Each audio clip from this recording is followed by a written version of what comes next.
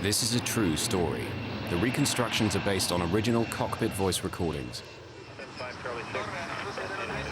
We are observing you crossing the 260 of Lima at 31 miles west. Level is 10,700. Velocity is approximately... In October 1996, a state-of-the-art passenger jet careers out of control for 30 horrific minutes, then crashes into the Pacific Ocean.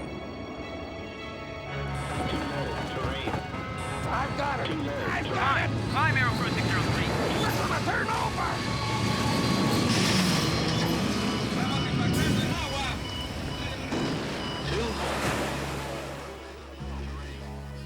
At the time, no one understands how this could happen.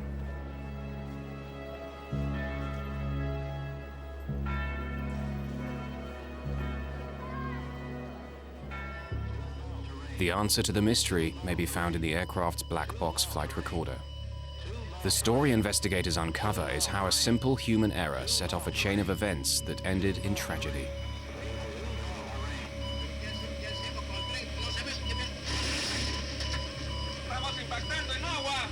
$0.02 of American money brought down a $75 million aircraft and killed 70 people. This kind of a problem that they faced that night was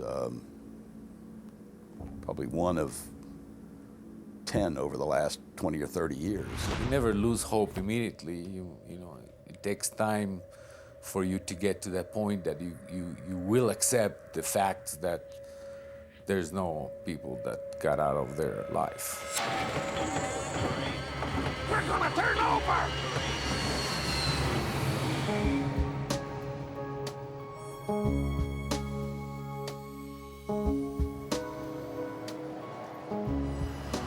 Lima, Peru. Jorge Chavez International Airport. AeroPerú Flight 603 prepares for takeoff for Santiago, Chile. The plane is a 4-year-old Boeing 757, a state-of-the-art passenger carrier known for its reliability and safety.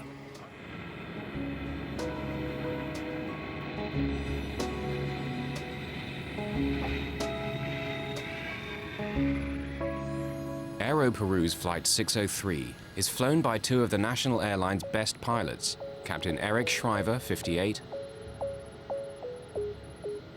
and First Officer David Fernandez, 42.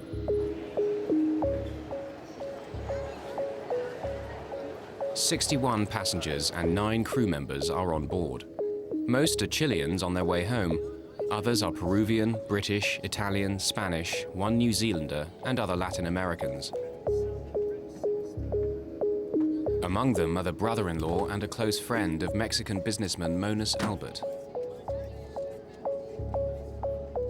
Our companies do business in South America. We export, and every so often we will go to see our clients. And on this trip, Kenny and Abraham went to see some clients in Peru and in Chile. I had a very good relationship with both of them. With my brother-in-law, of course, we were like brothers. I love the guy. He married my only sister, so we had a great relationship.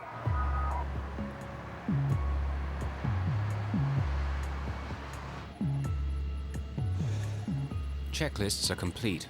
First Officer Fernandez calls the tower. Lima Tower, AeroPerú 603, runway 15, ready for takeoff. AeroPerú 603, use noise abatement. Wind calm, ready for takeoff on runway 15. 1515, transponder. Flaps 15, takeoff briefing complete. The captain makes a joke about the precision. See how accurate we are? Not even Swiss. Rolling.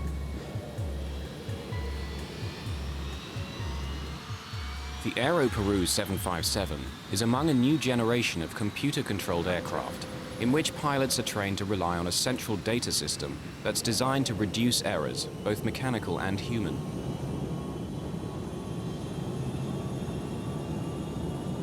Power set. Power set. On takeoff, the aircraft performs perfectly. 80 knots. Check. V1, rotate. V2.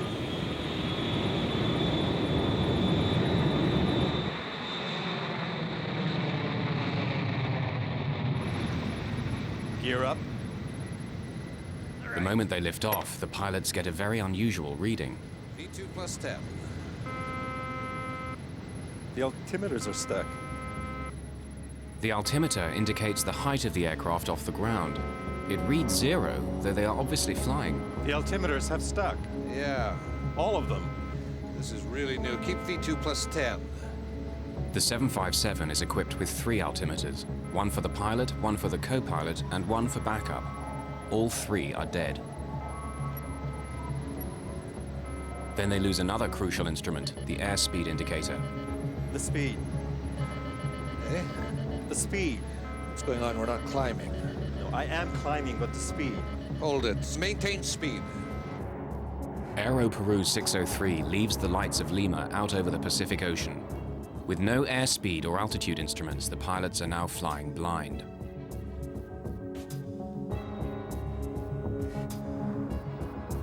The air traffic control tower in Lima maintains contact with the aircraft, noting its altitude and course.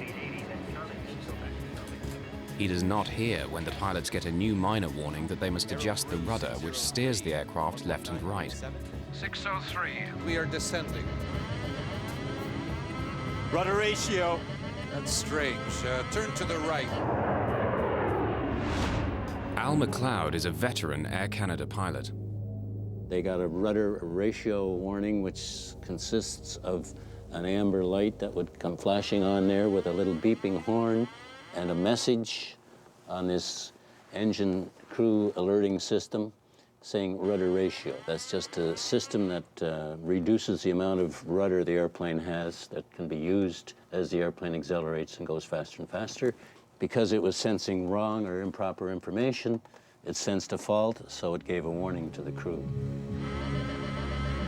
The erratic warnings are all being generated by the plane's central computer, but the pilots cannot understand why. Then, the dead altimeters spring to life. Climb, climb, climb, climb. I am. Climb. You're going down, David. I am up, but the speed. Yeah, but it's stuck. Mach trim, rudder ratio. Climb, climb, climb, climb, climb. Set heading 100. Well, now you're... It's okay on this heading. Set the climb thrust. Center autopilot in command. Suddenly, altitude readings return to normal, but each passing moment takes them further into the dark night.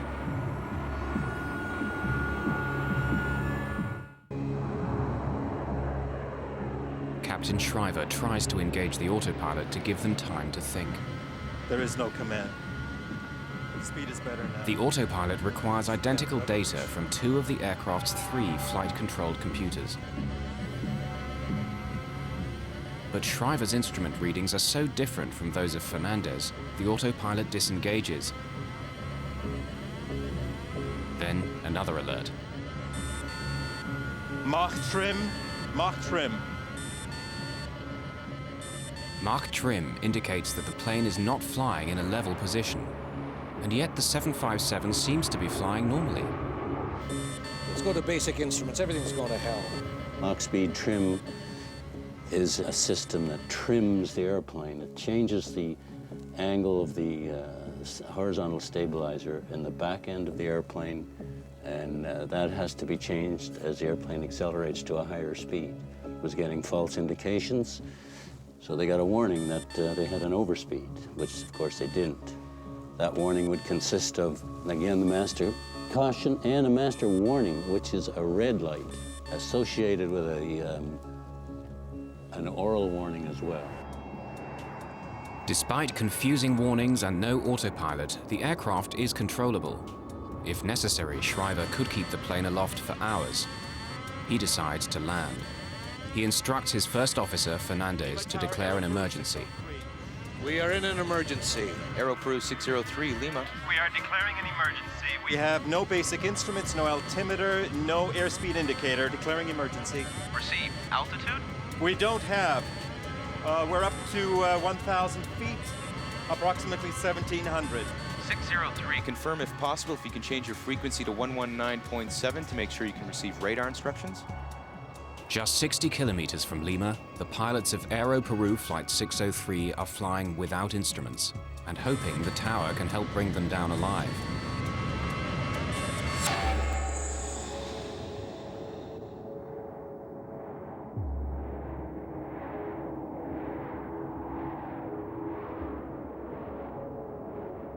Lima, 603. AeroPerú 603, Lima. We request vectors for ILS. Runway 15. They seek the runway with the help of a guidance transmitter called the Instrument Landing System, or ILS. The ILS provides information on the course, while altitude information comes from the aircraft's transponder. Affirmative, maintain present altitude. What level do we have? We have 4,000 feet. Can you confirm for us? Correct, maintain 4,000. Shriver and Fernandez have never experienced nor been trained for this emergency. Auto throttle disconnect. Really, we don't have any control. We don't have any control, not even the basics. Let's see. Check everything. The airplane was controllable, but you first have to diagnose what's wrong. And it's very easy from 20/20 hindsight, sitting here in a chair on a nice sunny day, to say, this is what he should have done. But in the cold, dark night with bells and whistles going off, it's very difficult to analyze conflicting information that you're getting. This kind of a problem that they faced that night was probably one of 10 over the last 20 or 30 years that has been similar to this.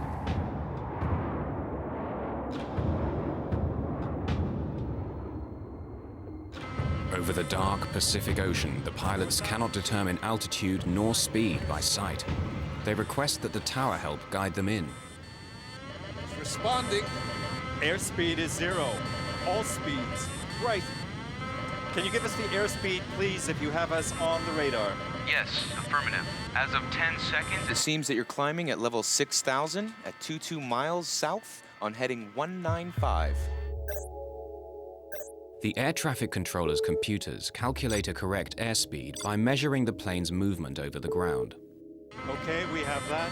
We are on heading 190, and we have 7,000 feet on the altimeter. Yes, correct. You are now reaching 7,000. But neither the pilots nor the air traffic controller know the altitude indicated on the scope is incorrect. It's coming from the airplane's erratic computer. The traffic controller would try to help the pilot, but he was receiving the wrong information on altitude. He was receiving a wrong indication from the captain's altimeter. The reason the air traffic control system was transmitting improper altitude readout information to the airplane was because the airplane's altimeter, through the air data computer, would send the indicated altitude that the airplane was experiencing down to the radar unit, and of course it was incorrect, and they would read it off their readout down in the air traffic control center and transmit it back to the pilots, and of course it was incorrect because they were getting incorrect information to begin with. Investigators will later discover that AeroPerú 603 was drifting downward, while the altimeter showed them at a near constant 10,000 feet. With incorrect altitude information being transmitted from the aircraft to the tower, they don't know that the plane is descending. Your distance is 30 miles. Do you want a heading to proceed to the localizer, correct? Correct. We're going to suggest course north 360. 360. We have problems here reading the instruments. You're going to have to help me with altitudes and airspeeds If it is possible. Okay, received. Let's go. The approach is set. The 757's computer sent critical warnings, information that the pilots are trained to obey, but cannot trust. Let's try to make a descent on this heading. It's climbing. The airspeed plummets to below stall speed, and then races up again. Let's go down to 10,000 feet. Why does the speed go away so fast? Could it be the real speed? That's what worries me. No, I don't think so. Can you verify our speed, please? 320 is indicated. We have 350, but The engines are on idle, but we keep accelerating and accelerating. Okay, received. The nerves are now stretched tight. Fernandez suggests they extend the speed brakes used to rapidly slow the aircraft. Extend the speed brakes. For a moment, it appears to be working. Then, another warning. All three indicators are fine on speed, overspeed. Overspeed means the plane is flying too fast. The pilots cannot believe it, but the warning adds to their confusion. They're forced to choose, speed up or slow down. The lives of 70 people are in their hands.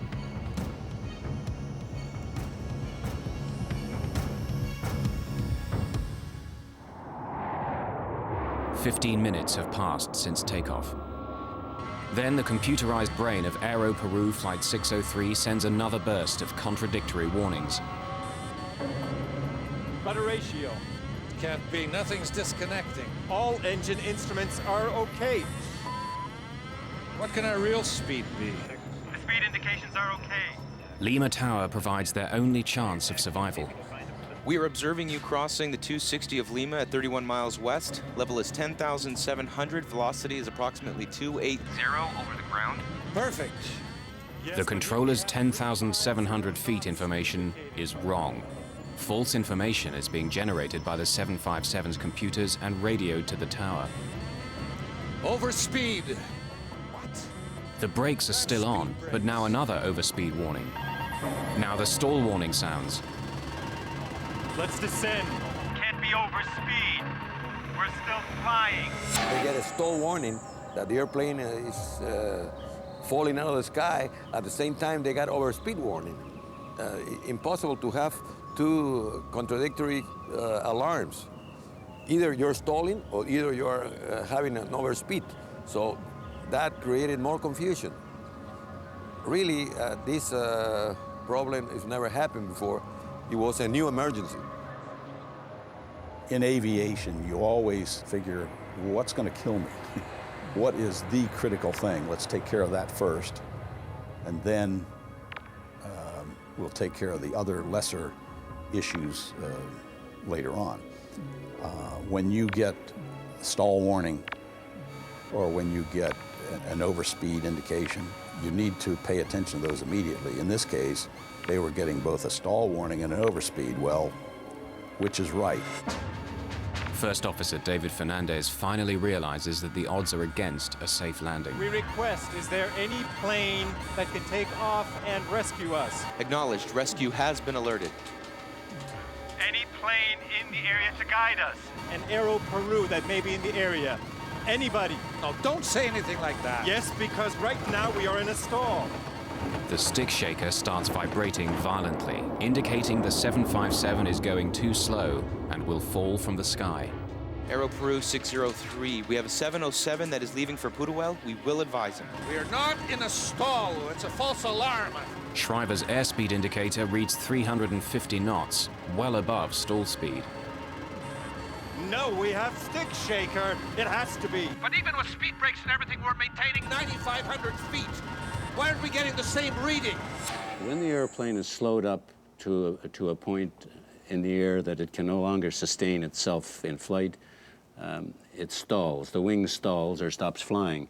There's a warning system built into the airplane that tells the pilots when that's happening. It's known as a stick shaker, along with a voice warning, which we just heard. When the stick shaker goes off because the airplane is slowed down too much, you get a warning like this, where the control column is shaking and vibrating, along with the voice warning saying that the airplane is stalling, and of course the pilots would go into the aircraft stall recovery procedure at that point. The pilots fail in their attempt at a landing. The best hope now is that another aircraft can get airborne in time to guide the 757 back to the airport. To have another aircraft come alongside and formate, or you formate on it, would have been one way of recovering from this abnormal situation. However, we must remember that the flight was at night and darkness. The pilots may or may not have had any formation flying training, but that would have been one way to resolve the problem quite well, actually.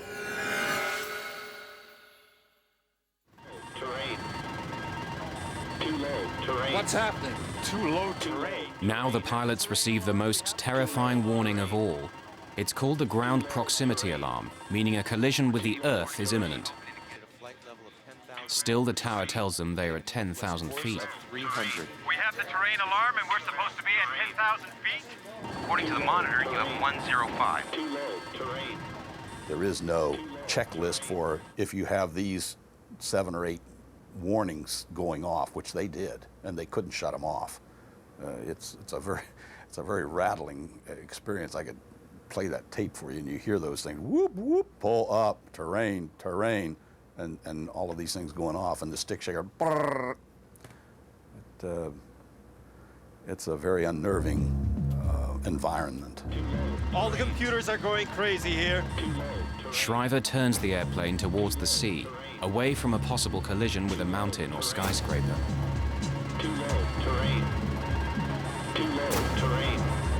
Despite the erroneous warnings, the terrain alarm is correct.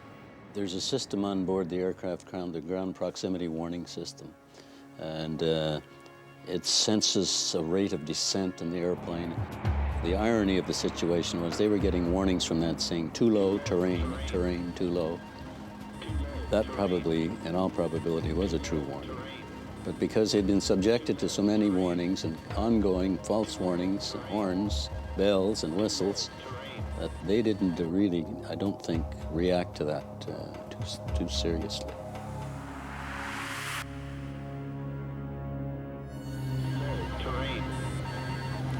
Are we going down now? We have 370 knots. Are we descending now? We're showing the same speed. You have 200 knots speed approximately. Speed 200 knots. 220 ground speed, reducing speed slightly. The pilots are stuck. 200 knots is precariously close to a stall speed. Damn, we're gonna stall right now. Let's go up. Let's see. Let's go up here. 2 Peruvian men grapple with a deadly situation. A computer that tells them they're going too fast, too slow, and too low, all at once.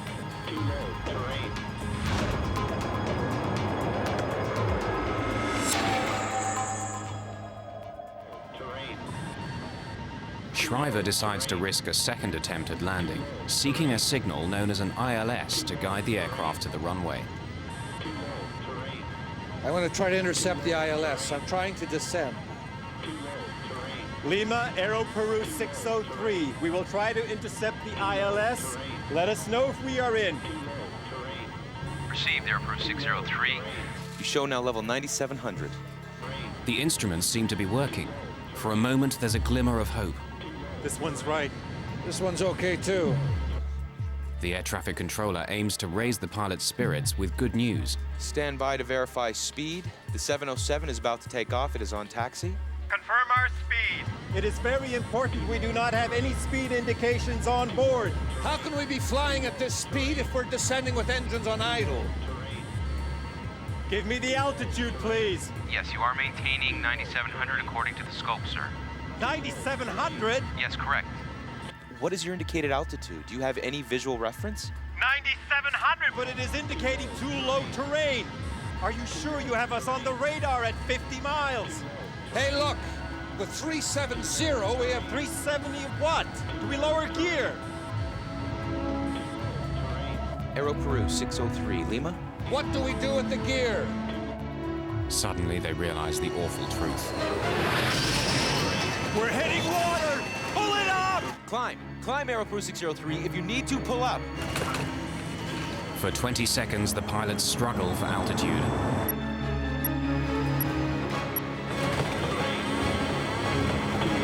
I've got it! I've got it! We're gonna turn over!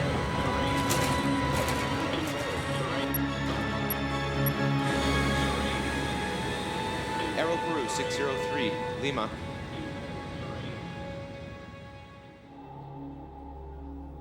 AeroPerú 603, Lima.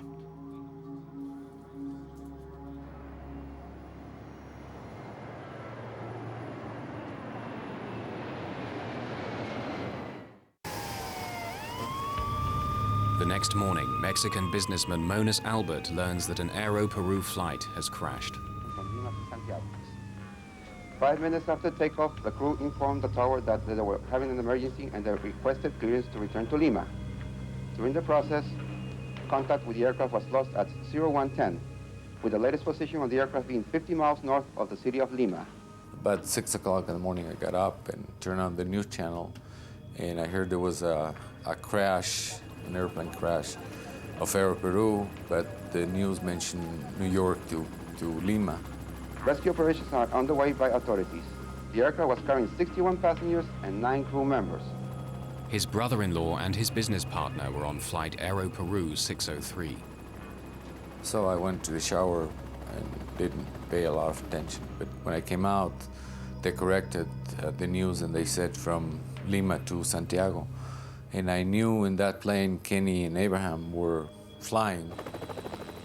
The news was very vague, so they mentioned there might be some survivors, and they mentioned that the plane crashed on the Pacific Ocean, and they didn't have a lot of news, and the crash was at night. So in my mind, I thought that the plane sort of landed on water and most people got out. Guido Fernandez has just been appointed Peru's accident investigator. AeroPerú is his first case. The co-pilot David Fernandez is his nephew. I was in bed. It was about 4:30 in the morning, and they called me. Your nephew is lost in an airplane. They asked me, how do you feel that your nephew was a co-pilot? My gosh, I feel very bad. But I'm a professional. I have to do a job. I have to comply and complete my duty. So that's what I did.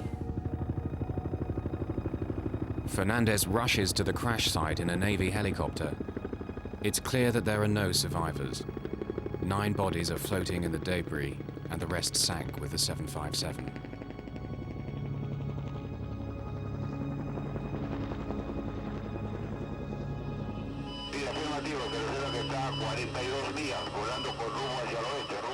Fernandez puts the awful sight and all thought of his nephew out of his mind. His job is to retrieve the aircraft's flight data and voice recorders to determine what happened. But he needs help.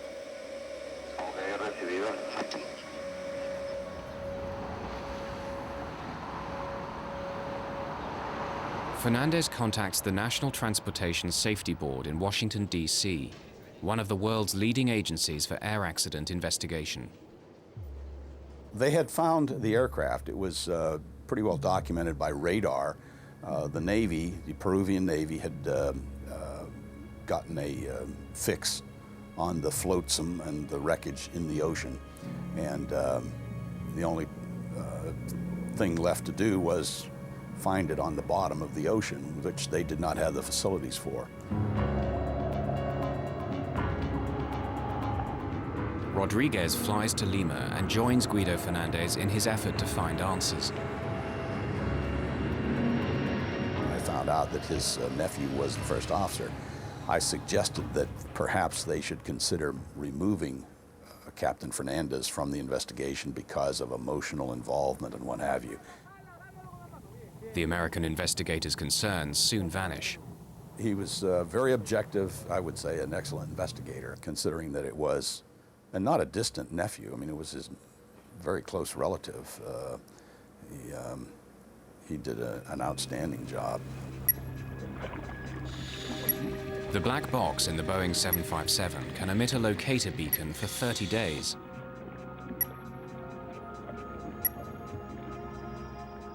The US Navy provides underwater remote-operated vehicles to survey the debris field, seeking the black boxes. It's clear to veteran investigator Rodriguez that the plane went down in one piece. I've done in-flight breakups that were spread over 15, 16 miles and maybe a mile and a half wide, which tells you instantly that just what you know of looking at the wreckage, that this thing didn't hit in one piece. It clearly was disintegrating as it was crashing.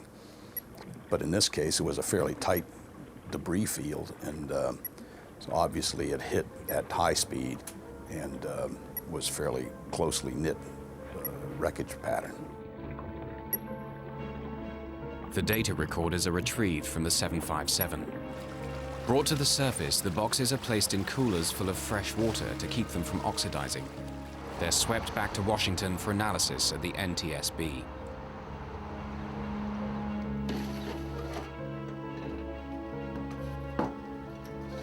The cockpit voice recorder might offer the evidence investigators seek. Every word spoken by pilots Shriver and Fernandez, and every unnerving alarm, has been recorded on audio tape. The recorded voices are faint and sometimes hard to make out, but the chaos in the cockpit rings through with chilling clarity. Too low. Terrain. Too low. Terrain. Too low. Terrain.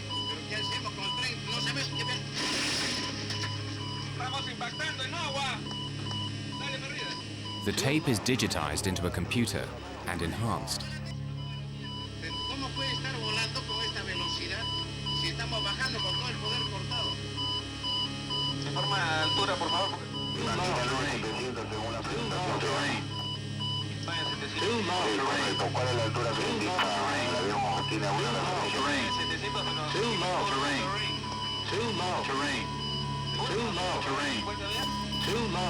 It was clear to us that they were really experiencing a problem with airspeed and altitude, and the airspeed and altitude indications in the aircraft are strictly a function of what we call the pitot-static system. The pitot-static system is found on all aircraft, large or small. External ports measure outside air pressure to provide data on altitude and speed. If these ports are obstructed, the plane's computers generate false warnings. But why these ports would be blocked is a mystery. Robotic vehicles are deployed to find the missing piece of the puzzle. Investigators are stunned to discover that Captain Shriver's static port is completely blocked with tape.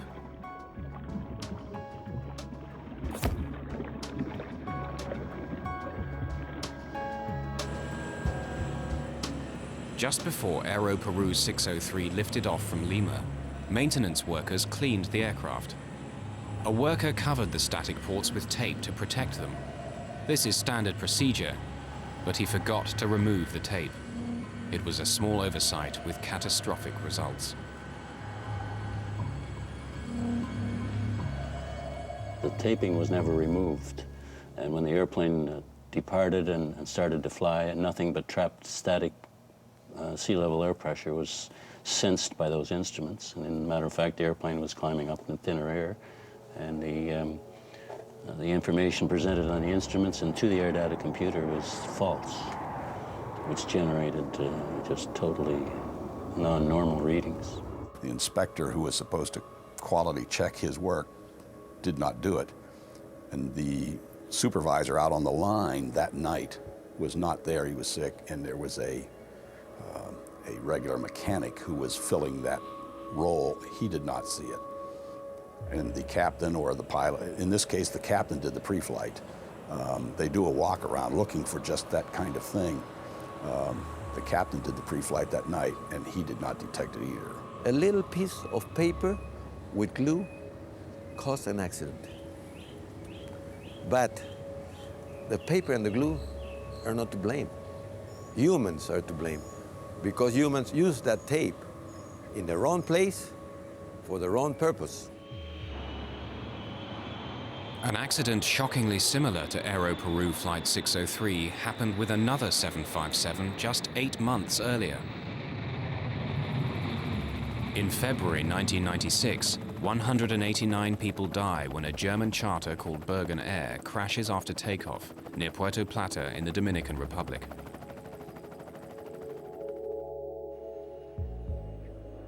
The NTSB assists in the investigation. A survey of the wreckage revealed that one pitot tube, the other critical part of the pitot-static system, is blocked. As with AeroPerú 603, night is the pilot's worst enemy. The Bergen Air pilot flips the plane upside down before crashing into the sea.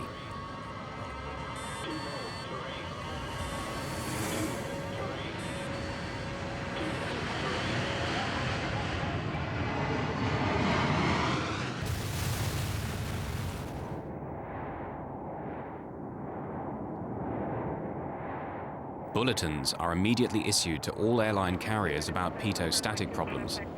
But AeroPerú had not yet implemented the changes. The bulletins and the, let's call it the fruits of the Dominican Republic investigation of Bergen Air had not yet reached AeroPerú at the time this accident occurred. The Peruvian government very correctly made a point of that in their report on the accident, saying that they should have given more impetus to those recommendations to get them out to the industry quicker. 9,700, but it is indicating too low terrain. Even if Shriver and Fernandez had known about Bergen Air, it may not have helped them survive, given the high pressure of their situation. What? Do we lower gear? It's easy to sit here in the 757 cockpit and play the Monday morning quarterback, having heard the bells and the overspeed warnings, the ground proximity warning, the stall warning. It's very easy to do that and sit here and say what I would have done being an experienced pilot. But to put yourself into the position of those two pilots that night, they were in an extremely difficult situation to fly that airplane and recover from that experience. 2 weeks after the crash, Monas Albert joins dozens of grieving families seeking the remains of his brother-in-law and his friend. He finally identifies them in a Lima morgue. I wanted to find them. I really wanted to find them. And one part of me didn't want to find them because there was this fantasy that if I don't find them, maybe they're in an island with a drink and looking at some girls dancing. I can close the chapter. I can go and take him and have him buried, and there'll be a place for the family to go and put some flowers once in a while and say, okay, my brother-in-law's here, or my dad is here, or my husband is here. Now that investigators have their answer to the mysterious loss of AeroPerú's 603, the lawsuits begin.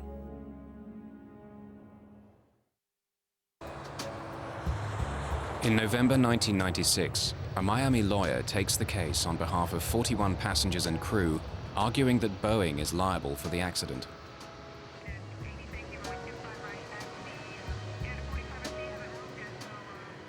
Boeing has to foresee the misuse of their product. In other words, the manufacturer of a product is legally liable for the foreseeable misuse of their product if it can be corrected. In other words, Boeing builds the airplane with a potential hazard in it. That hazard is that in order to clean the airplane, you have to cover the static port. And if you don't take it off, the airplane can crash. I wanted them back. And since I couldn't get them back, at least I wanted the wives of the victims to get compensated. How much is that worth? I don't know. I didn't know. Abraham had 3 daughters, and now they don't have a father. So what is the compensation? The best compensation, if can be done, is get them back. Give them life back again. But because that is not possible, then the other possibility is to get a monetary compensation. And then you fight for the best compensation you can get. Boeing argues that AeroPerú is at fault, not its 757. An AeroPerú worker taped the static port, which is marked with clear warnings. Boeing also blames Captain Eric Shriver. It was his job to visually inspect the aircraft before taking off. But investigator Richard Rodriguez can understand how Shriver overlooked the tape on the static port. One of the reasons is it's very high. It's about maybe 15, 17 feet up in the air. And at night with the flashlight, and this happened to be duct tape, which you're not supposed to use. They specify the tape, and it was duct tape, which is silver. so it would not distinguish itself against the background of the fuselage of the aircraft. So basically 3 or 4 people failed to detect the tape on the aircraft prior to departure. As the search for blame continues, the worker who taped the ports is jailed for negligent homicide. Lawyers, you know, sometimes they confuse matters, and they send the guy and ask people questions and ask questions, and the one that stuck the tape was the painter, was the lowest cultured and the one that knew less about what could happen. And the judge resolved that he was the one responsible, and he was in jail. Shriver and Fernandez were also scrutinized. Veteran pilot Alan McLeod believes that in their situation, he would not have attempted to land. He would have continued to fly for as long as he could with the plane angled upwards slightly and the speed set just above cruise. Experience has shown that if you don't fly the airplane when you're experiencing an abnormal situation, and they certainly were, you must fly the airplane. Just concentrate on flying the airplane and get the airplane under control, first and foremost. Are we going down now? We have 370 knots. If you don't do that, the airplane's going to bite you, and you're going to end up in more serious situations. So I would fly the airplane, make sure I was able to fly it safely, if only by using the attitude direction indicator and normal power settings that I was familiar with, and then eventually work my way back and get it on the ground.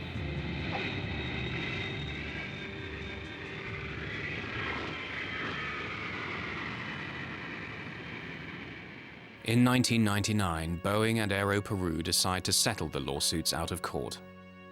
Families and loved ones received an exceptional settlement, averaging $1 million US per victim. The damages were high because of the terrible way the victims of AeroPerú died. We were able to show that a lot of the people were alive. In a crash like this, a lot of the people would survive the crash and then died of drowning. There was no question in our minds that the people suffered terrible, terrible terror and pain when this happened to them. They were horrified. They were awake. They knew what happened. The disaster helped sink AeroPerú. Combined with increased competition and rising debt, the national airline goes bankrupt in 1999. Boeing increases training on pitot-static problems and issues new regulations and approved static port covers. Since 1996, there has not been another pitot-static failure like the one on AeroPerú 603. The designers of these products and the manufacturers of the products know that they have to take safety into account. They have to, of course, they do that because they know it's the right thing to do. But they also know that if they don't do it, there's going to be somebody watching them that's going to investigate it, that's going to find out why it happened, and that they're going to be accountable for what they do wrong. And that if they don't take into consideration safety, they're going to have to pay for it. The case is settled, and the airline industry moves on. Such is the world of commercial aviation. But it's little consolation for those whose lives were scarred forever by an insignificant piece of tape. It's suddenly, you say that guy doesn't exist anymore. It's very hard to swallow that. It's very hard to understand. And it took me a long time to accept. So the memory is still there, and it will be there for a long time. I'm not gonna let go. I don't wanna let go. National Geographic Channel's